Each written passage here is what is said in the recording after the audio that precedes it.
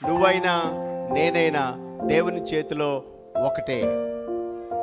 ఆనాడు యోసేపుకి చేసిన దేవుడు ఈనాడు మనకు కూడా చేయడానికి సమర్థుడు. ఆయన యోసేపు వలె మనం కూడా అప్పుడో భక్తి ఇప్పుడో భక్తి చేయకూడదు, ఎప్పుడూ భక్తి చేయాలి. మనుషుల ఎదుట భక్తి కాదు, దేవుని ఎదుట మన భక్తిని నిరూపించుకోవాలి. మనల్ని మనం మెచ్చుకొని భక్తి చేసుకోవడం కాదు. 2 కొరింథీ పత్రిక 10వ అధ్యాయం 18వ వచనంలో మాట ఉంది, ప్రభువు మెచ్చుకునేవాడు నీ భక్తిని, నీ ప్రార్థనా జీవితాన్ని, నీ విశ్వాసాన్ని, నీ పరిచర్యను, నీ సువార్తను మనం కాదు మెచ్చుకునేది. ఎవరు మెచ్చుకోవాలి? నిన్ను, నన్ను, మనలను ప్రభు మెచ్చుకోవాలి. యోసేపుని ఎవరు మెచ్చుకున్నారు?